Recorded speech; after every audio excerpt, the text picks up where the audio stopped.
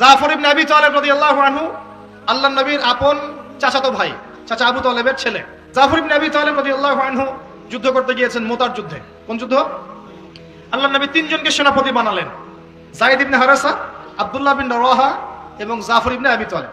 কোন যুদ্ধে তিনটা অধিনায়ক লাগে নাকি? একজন লাগে। তাহলে সাহাবীরা বুঝে ফেললেন যে আমরা এই যুদ্ধে গেলে শহীদ হব নিশ্চিত। কথা বুঝতে পারছেন? সবাই বিদায় নিয়ে চলে গেলেন। ওদের সৈন্য সংখ্যা প্রায় 2 লক্ষ। কত লক্ষ? মুসলিমদের সৈন্য সংখ্যা মাত্র 3000। মাত্র 3। আল্লাহ নবী বললেন, যদি যায়েদ ইবনে হারেসা শহীদ হয়, আব্দুল্লাহ বিন রওয়াহা তুমি পতাকা নিয়ে নিও। আব্দুল্লাহ বিন রওয়াহা যদি শহীদ হয়, তাহলে জাফর তুমি পতাকা নিয়ে নিও। জাফরও যদি শহীদ হয়, তাহলে তোমাদের মধ্যে কোনো একজনকে তোমরা আমির বানিয়ে নিও। পরে আমির বানানো হয়েছিল সাইফুল্লাহিল মাসলুন খালিদ বিন ওয়ালিদ রাদিয়াল্লাহু আনহু, এবং তার হাতেই বিজয়টা হয়েছিল। পরে 3000 সৈন্য নিয়ে তিনি 2 লক্ষ সৈন্য ঠেকিয়ে দিয়েছেন। সুবহানাল্লাহ। জাফর রাদিয়াল্লাহু আনহু যখন শহীদ হন, প্রথমে তার ডান হাত পড়ে যায়। ওই যে দেখছেন না, এক বাবা হাত নিয়ে ঘুরছে বাচ্চার, আর এক হাত খুঁজে পায় না, দেখছেন না আপনারা? ডান হাত পড়ে গিয়ে বাম হাত দিয়ে তরোয়াল চালানো শুরু করলেন। ওই যুদ্ধ তখন সত্যিকারের যুদ্ধ ছিল, এই তোমাদের মতো কাপুরুষের যুদ্ধ না যে 100 মাইল দূর থেকে মিসাইল ছুড়বো আর এখান থেকে আমি ঠাস করে মরে যাব। তখনকার যুদ্ধ ছিল ম্যান 1-on-1 ব্যাটল। তুমি সামনে অস্ত্র নিয়ে আসো, আমি সামনে অস্ত্র নিয়ে গেলাম, এরপর দেখি কার কত ক্ষমতা। এমন ছিল না বিষয়টা? 1-on-1 ব্যাটল ছিল।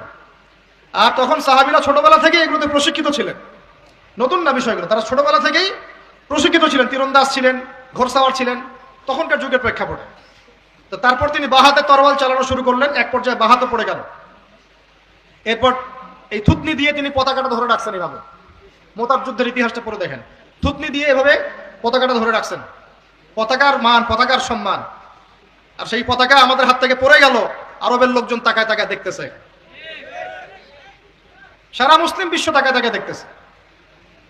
এই গুনাহের ভার আল্লাহর কসম আপনার আমার সবার উপর বর্তাবে, কোনো উপায় নাই, সবার উপর বর্তাবে। আল্লাহ যেন মাফ করেন।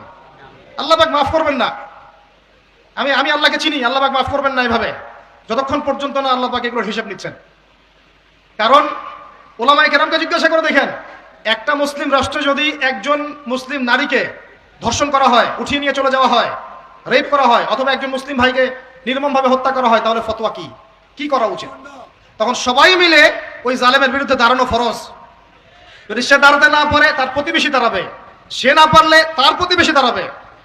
আর যখন সেও পারবে না, পুরা উম্মাহ একসাথে মিলে দাঁড়াতে হবে। সেটা কি হয়েছে? করতে পেরেছি? পতাকা ধরে রাখলেন এইভাবে, পতাকা পড়তে দিলেন না। এক পর্যায়ে এক কাফেরের তরবারের আঘাতে তার শরীরটা দ্বিখণ্ডিত হয়ে গেল। এদিকে মদিনায় নবী সাল্লাল্লাহু আলাইহি ওয়াসাল্লাম খবর পেয়ে গেলেন। খবর পেয়ে বলছেন, এইমাত্র জাফর শহীদ হলো, এইমাত্র জাফর শহীদ হলো।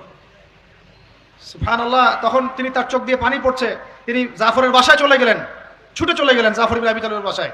তার ছোট ছোট বাচ্চা ছিল। আপনার আমার বাচ্চা নাই? ছোট ছোট বাচ্চা, তাদেরকে বুকে জড়িয়ে কান্নাকাটি করছেন।